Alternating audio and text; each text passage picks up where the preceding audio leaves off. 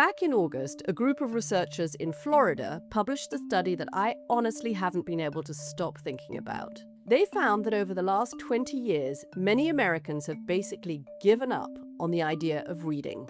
The number of people who'd read a book for pleasure on any given day dropped by 40% between 2003 and 2023. And this wasn't like a lot of other data that's come out in the last few years, where things changed suddenly in 2020 right around the pandemic. This has been a year in, year out, steady decline in reading for the better part of 2 decades. I'm guilty of this too. I read less than I used to. I'm looking at my phone more. Some days I can literally feel myself wondering how my attention span became so terrible. So why have so many of us given up on the idea of just sitting down with a good book? I recently put that question to John Grisham. John is one of the most successful authors alive. He's published 50 consecutive #1 bestsellers. John has a new book out in the last few weeks called The Widow. We had a really great conversation, both about this new book, but also about what we lose as a society when people stop reading, and whether there's anything we can do to turn that around. A big factor has to be the popularity of streaming television. We talk about TV shows much more than books. The common question now over dinner is, have you seen a good show? Like, what can you recommend? And we do that all the time. And in my own home, we still read a lot. We buy a lot, read a lot. Uh, we don't read as much as we used to. If we have an hour or two at night, we're probably going to watch a TV show that who we're hooked on. I think we're all doing that. Also, just as troubling is the fact that kids aren't reading, and that has a big factor is video games. They're so addicted to the games because they're so addictive. I wrote a series called Theodore Boone, Kid Lawyer, and I've published 7 of those books in the past 10 or 12 years. It's about a 13-year-old kid who thinks he's a lawyer because both of his parents are lawyers. He gets in all kinds of trouble because he's always giving legal advice to his friends. It's not always good advice. Kind of funny, kind of fun. The first 2 books were very popular, but the decline in sales has been astonishing in 10 years for Theodore Boone, and now it's not really worth writing one. The first one sold over 1 million copies. The last one sold a tenth of that. And that whole middle grade market, ages 9 through 12, that's vanished in publishing. And that's very worrisome because you have the next generation of readers who aren't reading. So yeah, Why unpick that a bit more for me? Why do you find it worrisome? What do you think we as people lose out on, as a society lose out on, if we're no longer reading books? well, I'm not smart enough to answer that. I can only speak from my own experience and the pleasure I get from reading and the great books I've read my entire life, books that serious fiction and genre fiction and nonfiction. I gave a little talk to some students a few years ago, and I said, look, video games will not make you smarter. TV will not make you smarter. Music will not make you smarter. Reading books will make you smarter, and that stays with you forever. So read, the selfish motive here, but, yeah, we're all reading less. And what does it mean for me? I don't know. Not good. I tell people this all the time. They don't believe me. I sold twice as many books before the internet because people were reading more. There were many more bookstores, 3,000 more bookstores in the US before the internet. And so They had in the more mass attention. I think our yeah, attention span was definitely longer. definitely longer. Definitely longer. Yeah, our attention spans are so because cell phones and internet and social media we're so wrapped up in our own little world. Our attention spans are short, and we don't have time to sit down, or won't take time to sit down and enjoy a good book. So it's very troubling. I used to bribe my kids to read books when they were young. I literally would pay them a few dollars if they'd finish a book. And I think it was probably completely bad parenting. I'm sure there are lots of people who would say that was the wrong thing to do. But it did mean that actually they did develop the habit of reading. And now I have a few who are great readers. What would you say to parents to try and keep their kids reading? Because I think if they don't get that habit when they're Right. young, they're not going to have the habit when they're older. I don't know what you say. I can tell you that I'm doing what you did. I'm paying my grandkids to read. I didn't pay my own children. My daughter is now almost 40, and she's a school teacher, and she teaches reading. So you can imagine where her priorities are. She was always a big reader, um, and she has 2 kids now that I'm bribing. My son, I 42 won't years tell old. her. It's fine. It's just between you and me. The kids won't tell her. The kids, it's a secret. Um, G, they call me G. G's paying me to read this book. My son's 42 and read almost nothing until college. And he came home one day with the Da Vinci Code 20 something years ago. And he said, "Hey, have you guys read this book? It's fantastic." And we'd heard of it, we hadn't read it. And we were stunned. He was a junior at UVA, like your son went to UVA. And he began reading, and he is a monster reader now.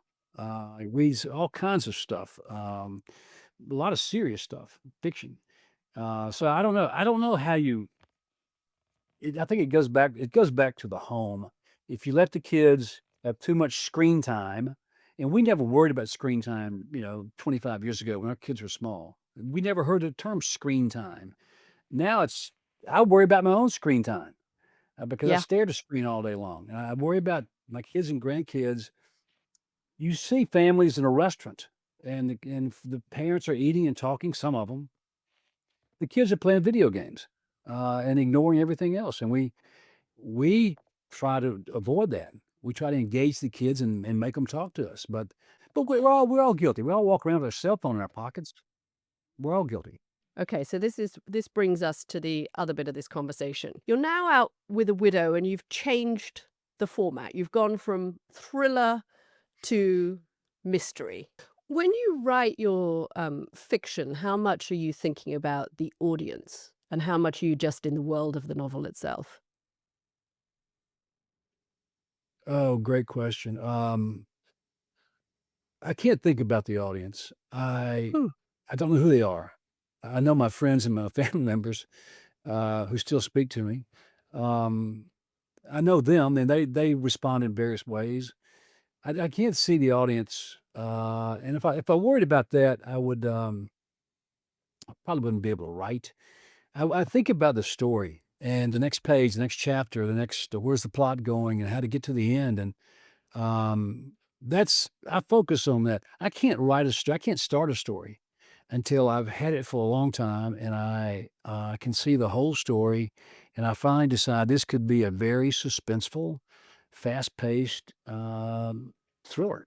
But I don't think about the audience. I know what the audience wants because so many times I mention those other books I've written, the non-legal thrillers. When I write those, I get a lot of mail, and people will say, "Hey, I enjoyed the book about baseball, but where's the legal thriller?" The audience kind of wants that every once a year, and thank God for that. I'm happy to do it. The end of this book changed for you, and that's unusual because usually you have the last scene written before you even start writing the first scene. Is that just because it was a mystery and you haven't done one before and so you weren't used to the format, or what happened? What happened was I picked a bad ending that was too risky, and I've done it once or twice before, and it Mm. has to clear, my wife's approval.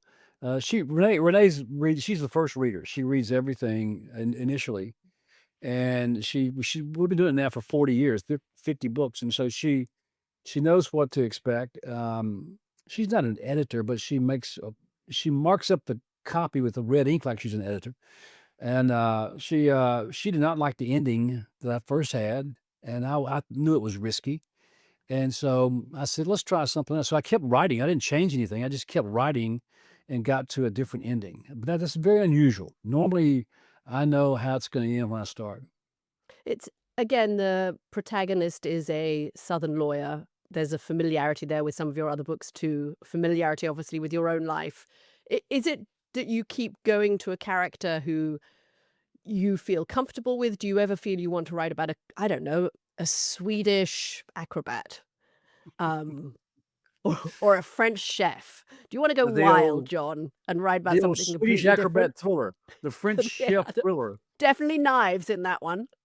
You're right about what you know, and the law comes so natural to me because I was a lawyer for 10 years, and I know I know a lot about the criminal procedures and civil law and the lawsuits and intrigue. I kinda lived in that world for 10 years and still today.